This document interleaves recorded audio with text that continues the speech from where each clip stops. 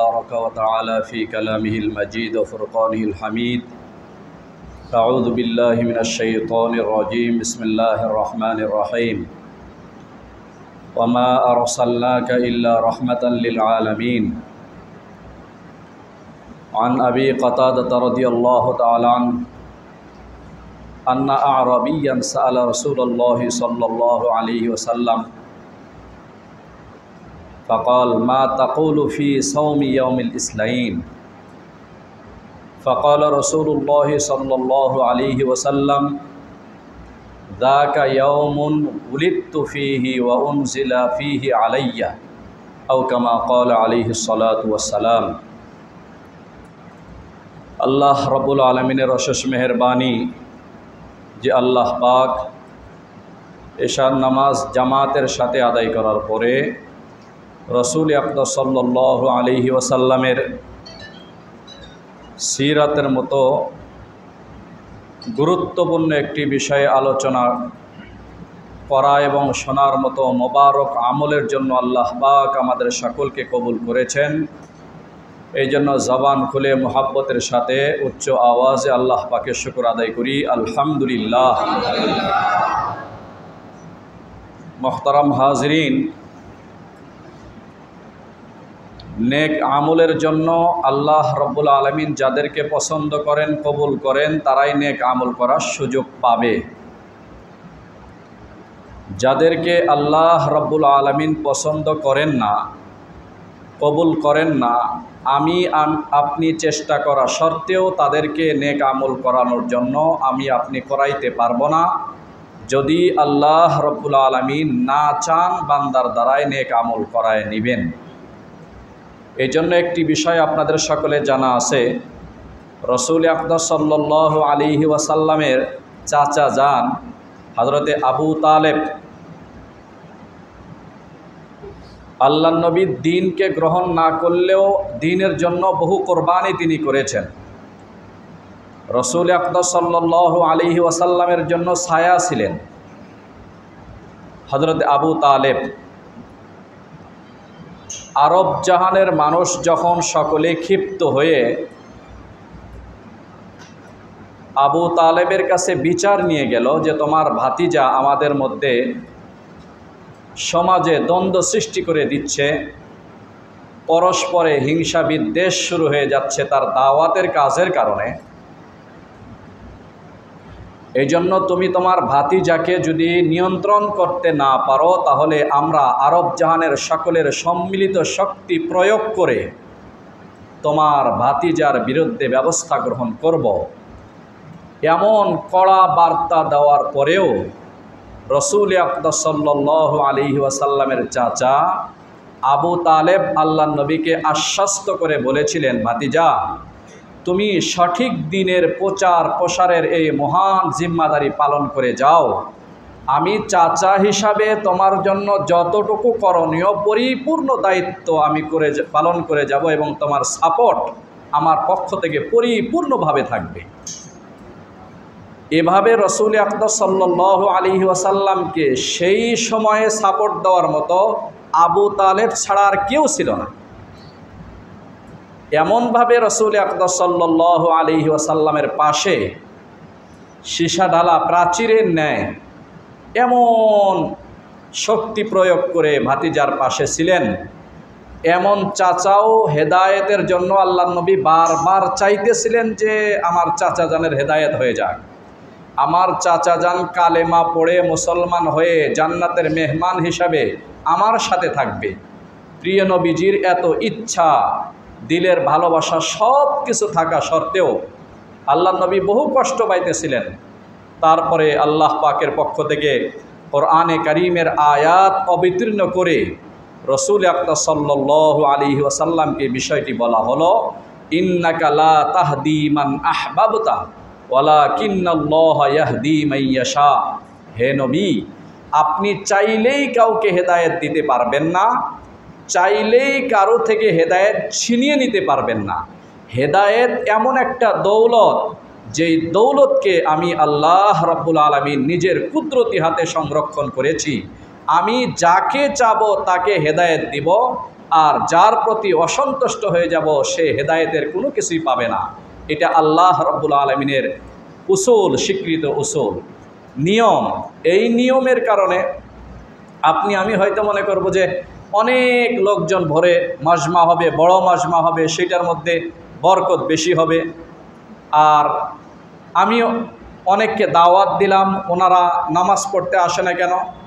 আমি একজনকে বুঝাইলাম, উনি হেদায়েতের পথে আসে না কেন? আপনি বুঝানোর কারণে, দাওয়াত দেওয়ার কারণে দাওয়াতের পরিপূর্ণ সওয়াব আল্লাহ রাব্বুল আলামিন আপনার আবার আমলনামায় দান করবেন। আপনি দৈনিক বাসার থেকে যখন বের হবেন নামাজ পড়ার জন্য, রাস্তায় একজন মানুষকে পাইলেন মুসলমান দিনদার, তাকে আপনি বললেন ভাই চলেন নামাজ পড়তে যাই। সে নামাজ পড়তে আসবে না আপনি নিশ্চিত, কিন্তু আপনি যে চলেন নামাজ পড়তে যাই এতটুকু কথা বলার বরকতে আল্লাহ রাব্বুল আলামিন এই ব্যক্তি 20 বছর পরেও যদি নামাজ শুরু করে, এই নামাজ পড়ার সমপরিমাণ সওয়াব আল্লাহ পাক আপনার আমলনামায় দান করবে। কারণ তার নামাজি হওয়ার পিছনে সর্বপ্রথম এই গাছটাতে আপনার পক্ষ থেকে পানি ঢেলে তার হৃদয়কে নরম করে আল্লাহ পাকের ঘরের দিকে আপনি আসার জন্য দাওয়াত দিয়েছিলেন। এই জন্য মুহতারাম হাজরিন, ভালো কাজের জন্য, সৎ কাজের জন্য আমরা সবসময় আহ্বান করতে থাকি, করতে থাকব। কে শুনবে না শুনবে সেটা আল্লাহ পাকের কুদরতি হাতের ফয়সালা। আমরা ঘোষণা দিব, আমরা বলতে থাকব।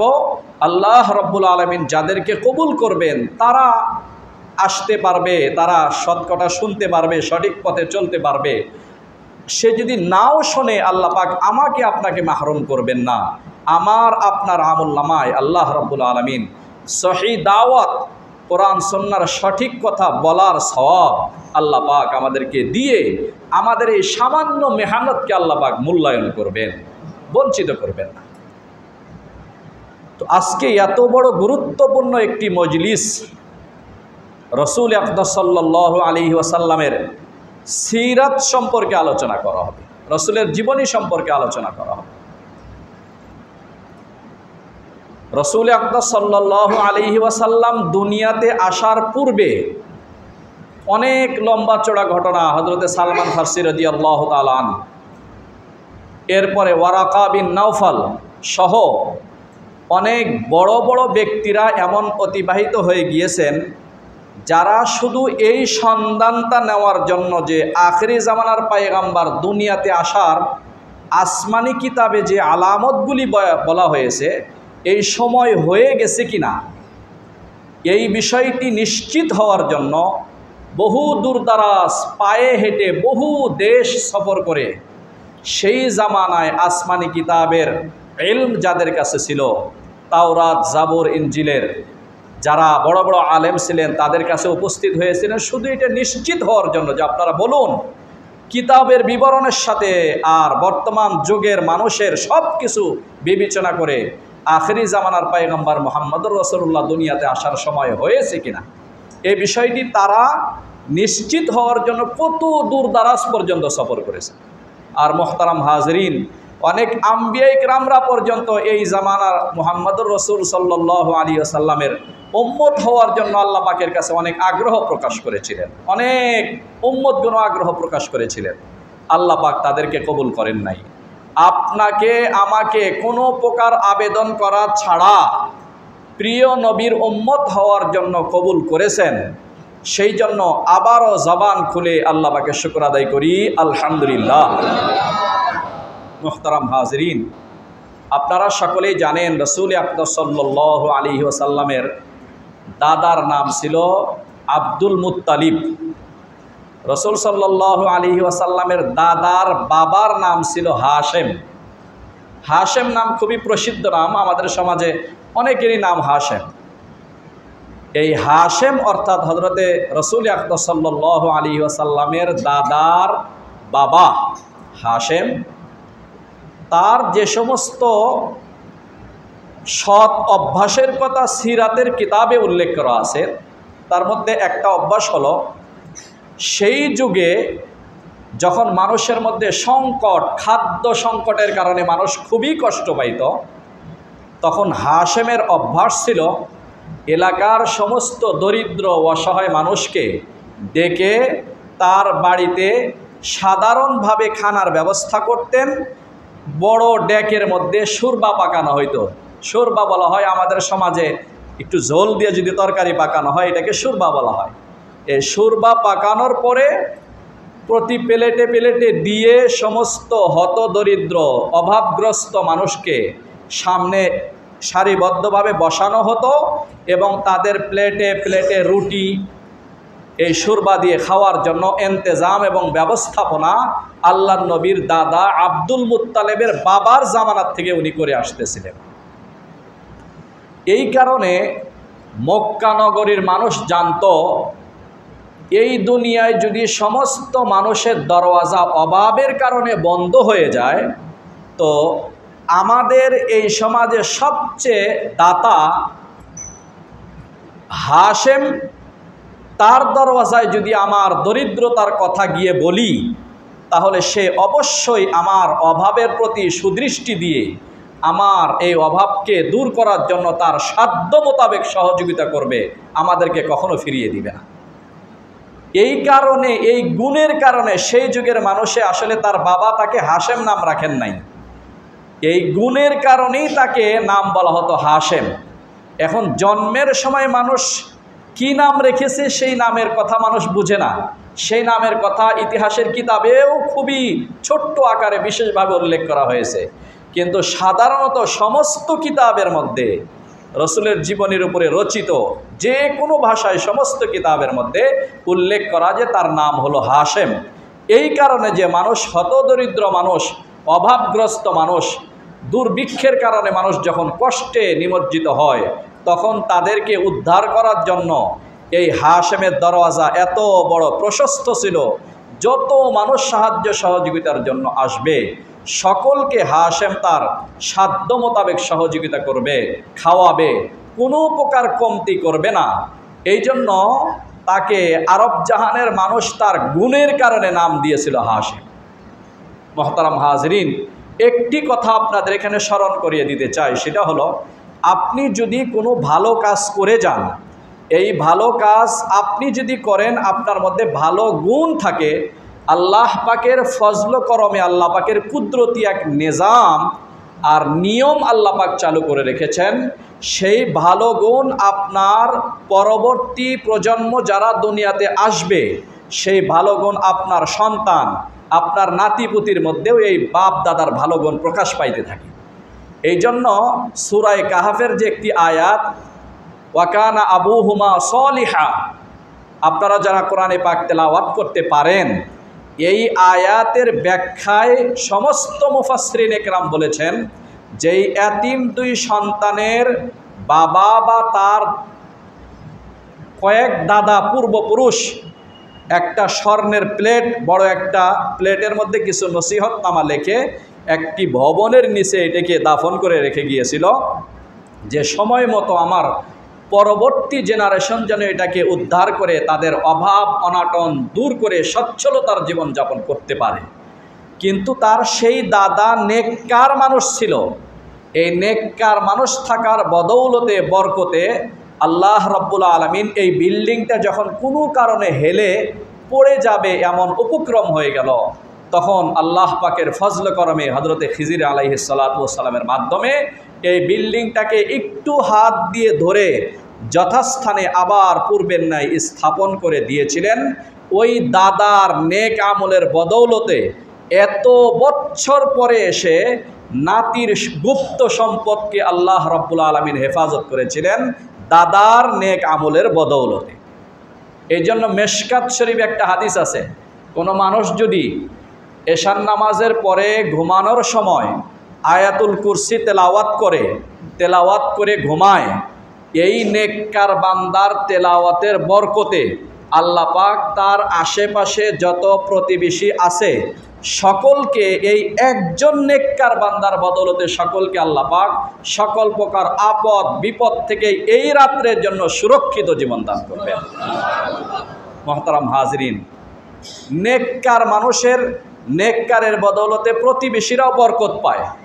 আর আমাদের অভ্যাস হলো, আমার পাশে যদি একজন নেককার মানুষ থাকে তার সাথে এমন হাসাদ, এমন হিংসা, তার বিরুদ্ধে অপবাদ, সে যতই ভালো কথা বলুক সেটা কোনোভাবে গ্রহণ করবে না।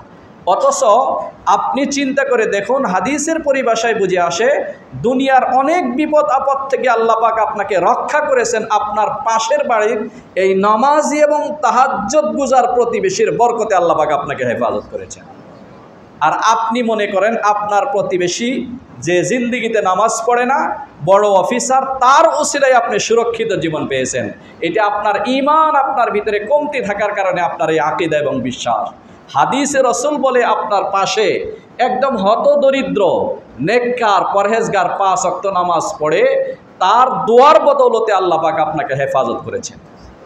আর আপনি মনে করেন যে আপনার বাসার পাশে বড় অফিসার, তার কলমের অনেক জোর, এত টাকাওয়ালা মানুষ, তার কারণে তার বরকতে আল্লাহ পাক আমাকে সমস্ত আপদ বিপদ মুসিবত থেকে হেফাজত করেছে। এটা মিথ্যা কথা।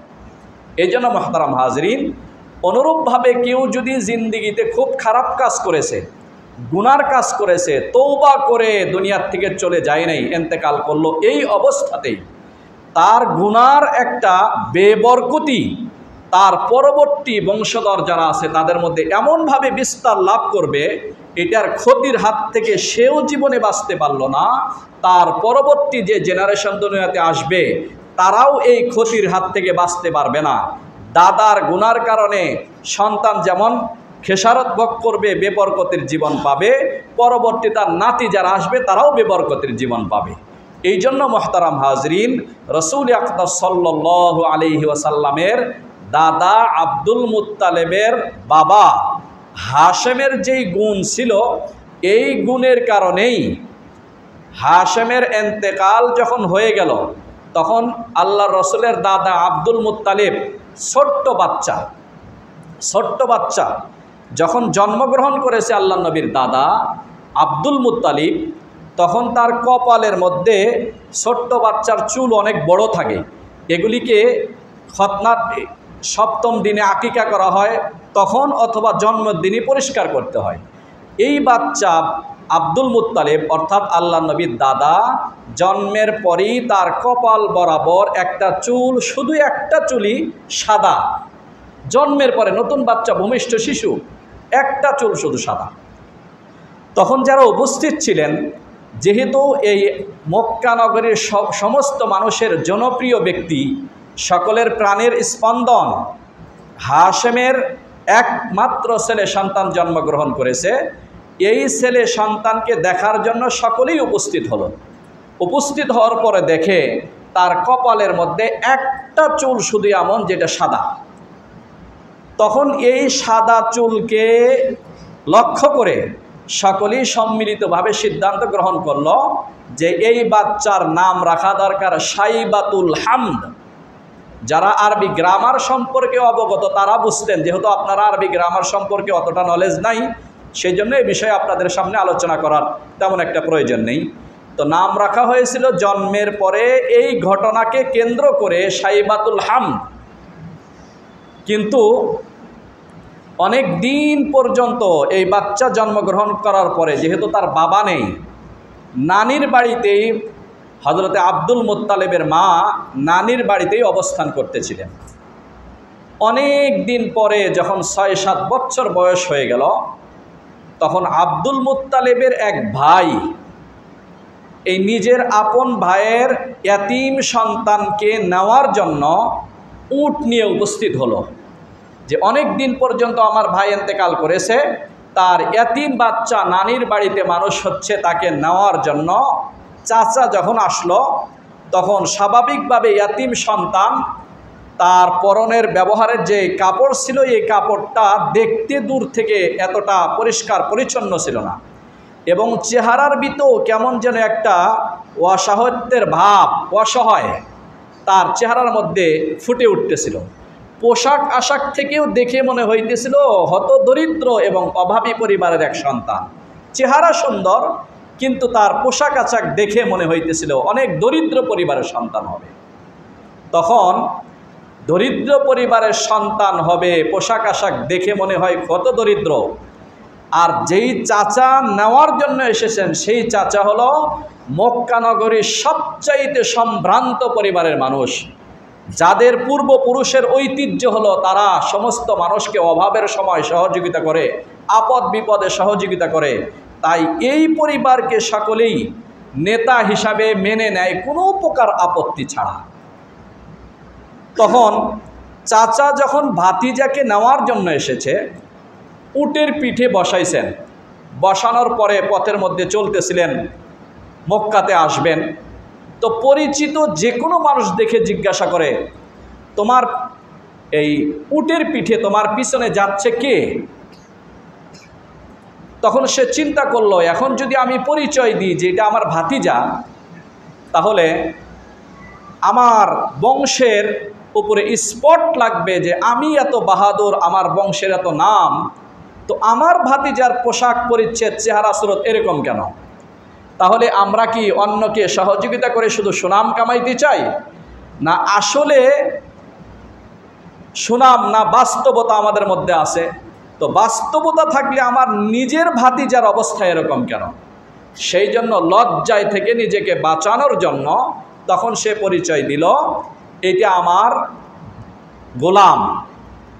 আপনারা জানেন আরবি ভাষায় আব্দুন শব্দের অর্থ হলো গোলাম। তখন তার চাচার নাম ছিল মুত্তালিব। তখন মানুষ পুরা রাস্তায় যে দেখে সবের কাছে একই কথা, এটা হলো আমার গোলাম। তখন সবাই দেখে দেখে বলতেছিল, হাজা গোলাম ও আব্দুল মুত্তালিব, আব্দুল মুত্তালিবের গোলাম। তখন মক্কায় যখন উপস্থিত হলো, এই নামটাই সকলের মুখে মুখে ছড়ে গেল। তখন আর নতুন করে তার জন্মের পরে যে সাইবাতুল হামদ নাম রাখা হলো, এই নামের আর অস্তিত্ব খুঁজে পাওয়া যায় না। এই জন্য সিরাতের সমস্ত কিতাবের মধ্যে একই কথা লেখা যে দাদার নাম ছিল আব্দুল মুত্তালিব। আসলে আব্দুল মুত্তালিব নাম রাখার পিছনে এই হলো রহস্য। মোহতারাম হাজরিন, রসুল আকরাম সাল্লাল্লাহু আলাইহি ওয়াসাল্লাম যেই পরিবারে জন্মগ্রহণ করেছেন, আপনারা এই বিষয়টি আপনাদের কাছে স্পষ্ট হলো, আরব জাহানের মধ্যে হজরতে ইসমাঈল আলাইহিস সালাতু ওয়াস সালামের বংশের মধ্যে আল্লাহ নবীর জন্ম। গত শুক্রবার বয়ানেও আপনারা শুনেছেন। তো হজরতে ইসমাঈল আলাইহিস সালাতু ওয়াস সালামের বংশধরের মধ্যে যে জন্মগ্রহণ করলেন, এই ইসমাঈল আলাইহিস সালাতু ওয়াস সালামের বংশের মধ্যে সবচাইতে সম্ভ্রান্ত এবং সকলের শ্রদ্ধেয় ব্যক্তি হলো এই কুরাইশ বংশের লোকজন ছিলেন। পুরা আরব জাহানের নেতৃত্ব যারা দিতেন, বাইতুল্লাহর সমস্ত দায়িত্ব, বাইতুল্লাহর দেখভাল করা, খোঁজখবর সব কিছু এই আব্দুল মুত্তালিবের হাতে ন্যস্ত করা হয়েছিল আল্লাহ নবীর দাদার কাছে। তো রসুল আকরাম সাল্লাল্লাহু আলাইহি ওয়াসাল্লামের জন্ম আরব জাহানের তৎকালীন সবচেয়ে সৎ এবং নেককার যে বংশের মানুষ, সেই বংশের মধ্যে হয়েছে। এখন তো আপনারা মনে করেন যে হুজুর দেখলে মনে করেন যে সবচেয়ে গরিব অসহায় কোনো মানুষের বংশের হতে পারে। একজন আলেম দেখলে মনে করেন যে সবচেয়ে সমাজের মধ্যে লো কোয়ালিটির মানুষ যদি থাকে তাহলে কোনো আলেম হতে পারে। কিন্তু রসুল আকরাম সাল্লাল্লাহু আলাইহি ওয়াসাল্লাম যেই বংশে জন্মগ্রহণ করেছেন, এই বংশ শুধু এখন নয়, আরব জাহানের মধ্যে তৎকালীন নেতৃত্ব দিতেন, যাদের নেতৃত্ব কোনো প্রকার আপত্তি ছাড়া সকলেই মেনে নিতেন। সেই হলো কুরাইশ বংশের মধ্যে মুহাম্মদুর রাসূল সাল্লাল্লাহু আলাইহি ওয়াসাল্লাম জন্মগ্রহণ করেছেন। গত শুক্রবারে আপনারা বয়ান শুনেছেন, রসুল আকরাম সাল্লাল্লাহু আলাইহি ওয়াসাল্লামের জন্ম প্রসিদ্ধ কথা, সারা দুনিয়াতে প্রসিদ্ধ কথা। 12ই রবিউল আউয়াল রসুল আকরাম সাল্লাল্লাহু আলাইহি ওয়াসাল্লাম জন্মগ্রহণ করেছেন, এটা হলো প্রসিদ্ধ কথা। কিন্তু এছাড়াও অন্যান্য মতও রয়েছে এ ব্যাপারে। অধিকাংশ ফকিহ, অধিকাংশ মুহাদ্দিসিন ইকরাম, তাদের মত হলো মুহাম্মদুর রাসূলুল্লাহ জন্মগ্রহণ করেছেন 8 রবিউল আউয়াল। আর প্রসিদ্ধ কথা হলো রসুল আকরাম সাল্লাল্লাহু আলাইহি ওয়াসাল্লাম জন্মগ্রহণ করেছেন 12ই রবিউল আউয়াল। তবে ইন্তেকাল যে আল্লাহ নবীর 12ই রবিউল আউয়াল হয়েছে, এ ব্যাপারে কারো কোনো দ্বিমত নেই, সকলেই একমত। যাই হোক মুহতারাম হাজরিন, সোমবারে সুবহে সাদেকের সময় রসুল আকরাম সাল্লাল্লাহু আলাইহি ওয়াসাল্লাম দুনিয়াতে এসেছেন। মুহাম্মদুর রাসূল সাল্লাল্লাহু আলাইহি ওয়াসাল্লাম যে দুনিয়াতে আসলেন, জন্মগ্রহণ করলেন, সেই দিন আসহাবে ফিলের ঘটনা, হস্তি বাহিনীকে আল্লাহ পাকের কুদরতিভাবে ছোট্ট ছোট্ট পাখির মাধ্যমে একদম মিসমার করে দিলেন, নিশ্চিহ্ন করে দিলেন, আল্লাহ পাকের ঘরকে হেফাজত করলেন। এই ঘটনাকে আসহাবে ফিলের ঘটনা বলা হয়। এই আসহাবে ফিলের ঘটনা ঘটে যাওয়ার 50 বা 55 দিন অতিবাহিত হয়ে যাওয়ার পরে রসুল আকরাম সাল্লাল্লাহু আলাইহি ওয়াসাল্লাম দুনিয়াতে এসেছেন। আর টাইমটা ছিল সুবহে সাদেক। সুবহে সাদেক অর্থাৎ সেহরির শেষ সময়। সেহরির শেষ সময় রসুল আকরাম সাল্লাল্লাহু আলাইহি ওয়াসাল্লাম দুনিয়াতে এসেছেন। সিরাতের কিতাবে একটি প্রশ্ন উত্থাপন করা হয় যে আল্লাহ রাব্বুল আলামিন সর্বশেষ নবী মুহাম্মদুর রসুল সাল্লাল্লাহু আলাইহি ওয়াসাল্লামকে দুনিয়াতে প্রেরণ করবেন, পাঠাবেন, তবে এইটার জন্য দিনের মধ্যে কোনো টাইম বেছে নিলেন না, রাত্রের মধ্যে একদম সুবহে সাদেকের এই সময়টাকে বেছে নেওয়ার কারণটা কি? এর কারণ সিরাতের কিতাবে যে নোক্তা এবং হিকমত রহস্যের কথা উল্লেখ করা হয় সেটা হলো সুবহে সাদেকের মাধ্যমে রাত্রের যত অন্ধকারে পুরা দুনিয়া ছেয়ে গিয়েছিল, সুবহে সাদেকের থেকে পুরা দুনিয়ার থেকে সকল অন্ধকার দূর হয়ে সূর্যের আলোর মাধ্যমে পৃথিবীটা আলোকিত হওয়ার প্রথম ধাপ এবং প্রথম সূচনা হয় হলো সুবহে সাদেক থেকে। মুহাম্মদুর রসুলকে আল্লাহ পাক এই সময় দুনিয়াতে প্রেরণ করে সারা পৃথিবীর মানুষকে মেসেজ দিতে চান। সারা দুনিয়াতে যত ধরনের বদ্দিন, মানুষের মধ্যে যত প্রকার গোমরাহি বিস্তার লাভ করেছিল, এই নবী দুনিয়াতে আসার মাধ্যমে আমি আল্লাহ রাব্বুল আলামিন দুনিয়ার সমস্ত গোমরাহি থেকে পৃথিবীকে হেদায়েতের আলোর মাধ্যমে আলোকিত করে একদম জান্নাতি মানুষ তৈরি করার জন্য মুহাম্মদুর রসুল সাল্লাল্লাহু আলাইহি ওয়াসাল্লামকে এই সুবহে সাদেকের সময় দুনিয়াতে পাঠিয়ে দিলাম। মুহতারাম হাজিরিন, আরেকটা হাদিসও আপনারা শুনেছেন। একবার রসুল আকরাম সাল্লাল্লাহু আলাইহি ওয়াসাল্লামকে জিজ্ঞাসা করা হলো, ইয়া রাসূলুল্লাহ, কোন দোয়া সবচেয়ে কবুল হবে আল্লাহ পাকের দরবারে? সবচাইতে কোন দোয়া আল্লাহ পাকের দরবারে কবুল হবে? তখন রসুল আকরাম সাল্লাল্লাহু আলাইহি ওয়াসাল্লাম দুটি সময়ের কথা উল্লেখ করেছিলেন। এক নম্বর হলো দুবুরুস সালাতিল মাকতুবাহ, 5 ওয়াক্ত নামাজের পরে দোয়া করলে দোয়া কবুল হবে, এক নম্বর।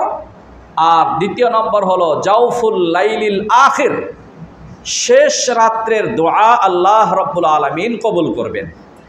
এই হলো শেষ রাত, যেই রাত্রের সময় মুহাম্মদুর রসুল সাল্লাল্লাহু আলাইহি ওয়াসাল্লামকে আল্লাহ পাক দুনিয়াতে প্রেরণ করেছেন।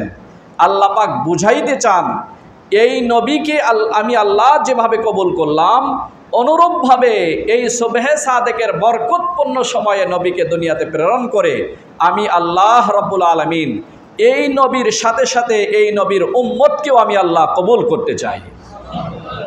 এই জন্য আল্লাহ পাক এই সময় দুনিয়াতে পাঠায়। যখন রসুল আকরাম সাল্লাল্লাহু আলাইহি ওয়াসাল্লামের আম্মা জান মা আমিনার প্রসব ব্যথা শুরু হলো, তখন মক্কা নগরীর অভিজ্ঞ কিছু ডাইনি মহিলা সেখানে উপস্থিত ছিল। তার মধ্যে একজন মহিলা এই ডাইনির মধ্যে খুবই অভিজ্ঞতা সম্পন্ন।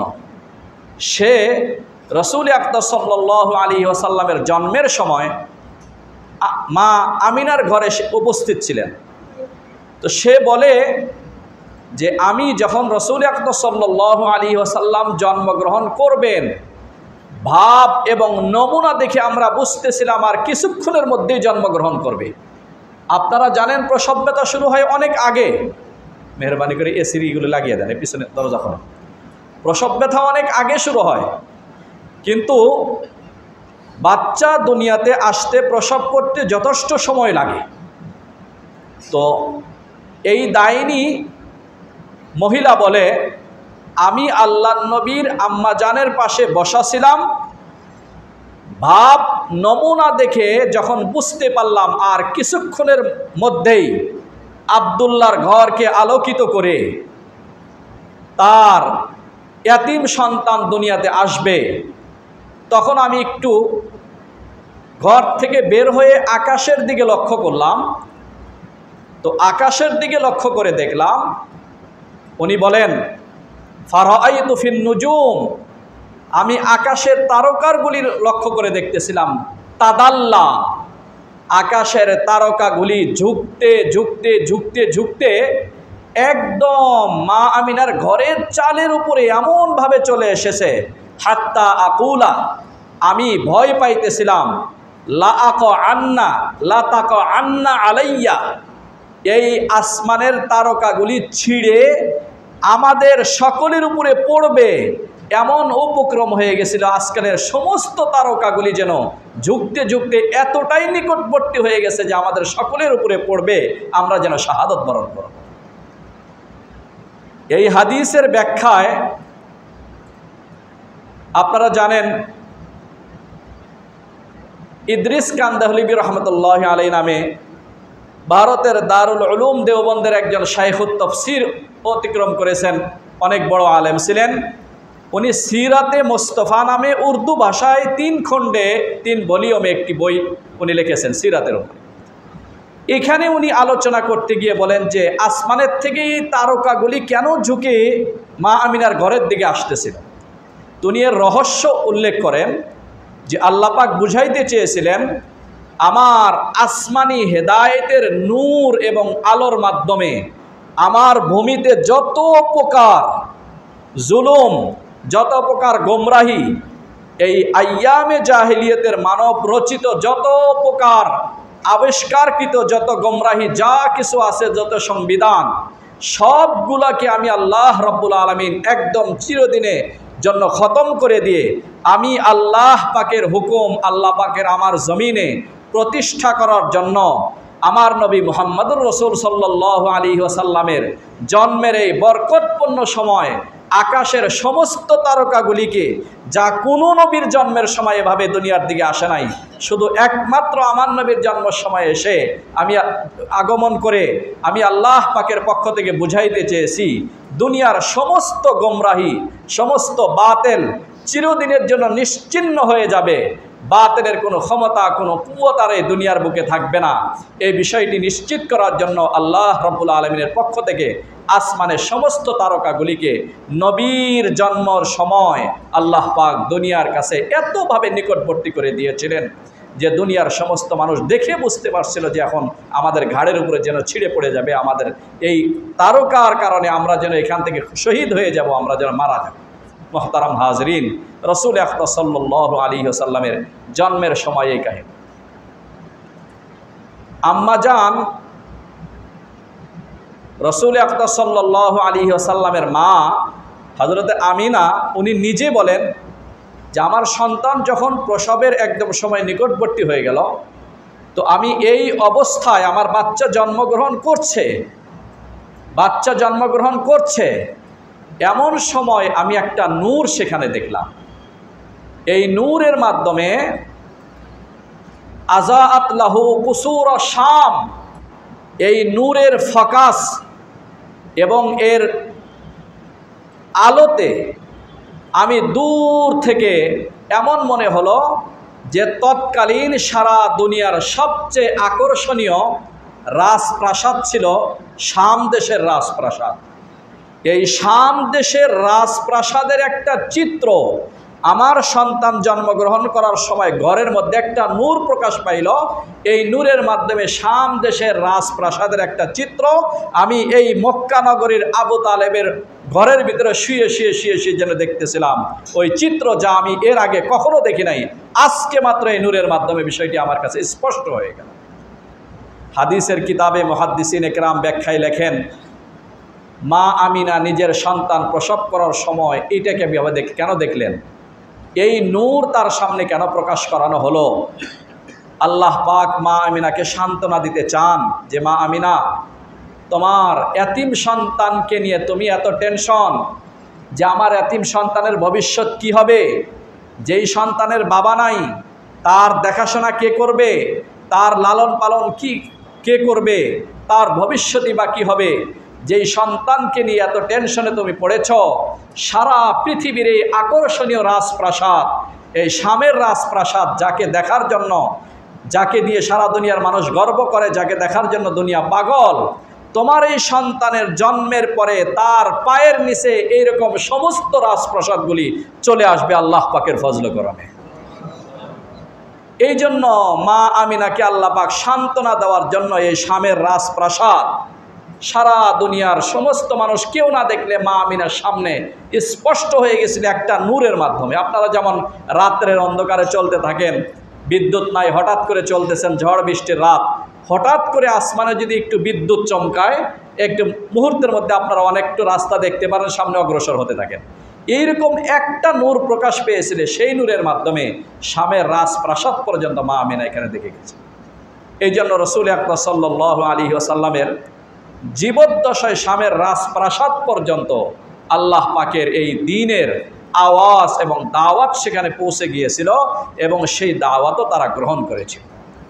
এই জন্য মুহতারাম হাজরিন, রসুল আকরাম সাল্লাল্লাহু আলাইহি ওয়াসাল্লাম দুনিয়াতে এসেছিলেন রহমত এবং বরকত নিয়ে। আর এই নবীর উম্মত বরকতি উম্মত, এই উম্মতের সমস্ত আমলগুলি সওয়াব। আপনি যদি ঘুমান তারপরেও আপনার ঘুমটা সওয়াবের ভিতরে লেখা হবে। এই উম্মতের জন্য বিশেষভাবে আল্লাহ পাক দান করেছে। একজন সাহাবী বলেন, ইন্নী আরজু ফি কওয়ামি মা আরজু ফি নাওমাতি, আমি ঘুমের মধ্যে যে সওয়াব অনুভব করি, নফল নামাজ পড়ার মধ্যেও সে সওয়াব অনুভব করি। এটা এই উম্মতের জন্য আল্লাহ পাক বিশেষভাবে এটা দিয়েছে। আল্লাহ রাব্বুল আলামিন যে আপনাকে আমাকে এই উম্মতের, এই নবীর শ্রেষ্ঠ উম্মত হওয়ার মতো তৌফিক দান করেছেন, এটা শুকরিয়া শুধু জবানে আদায় করলে হবে না, আমাদের জীবনে রসুল আকরাম সাল্লাল্লাহু আলাইহি ওয়াসাল্লামের প্রতিটি আদর্শ মোতাবেক আমাদের জীবনকে বাস্তবায়ন করতে হবে। আজকে শুধু নামাজ পড়ার ভিতরে ইসলাম সীমাবদ্ধ নয়, রসুলের প্রতিটি আদর্শ আমাদের জীবনে বাস্তবায়ন করতে হবে। তাহলে রসুল আকরাম সাল্লাল্লাহু আলাইহি ওয়াসাল্লামের প্রকৃত উম্মত হতে পারব। রসুল আকরাম সাল্লাল্লাহু আলাইহি ওয়াসাল্লাম জন্মগ্রহণ করেছিলেন হেদায়েতের বার্তা নিয়ে, কিয়ামত পর্যন্ত সমস্ত উম্মতের জন্য নবী হিসাবে এসেছিলেন। সেই রসুলের উম্মত হিসাবে আল্লাহ রাব্বুল আলামিন আমাদের সকলকে কবুল করেছেন।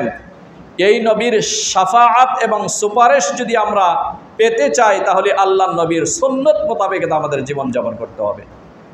শুধু আপনারা আলোচনার ভিতরে সীমাবদ্ধ রাখতে হবে না, আমাদের রসুলের জীবনের প্রতিটি সুন্নত, আমাদের জীবনের প্রতিটি কাজকে সুন্নত মোতাবেক বাস্তবায়ন করতে হবে।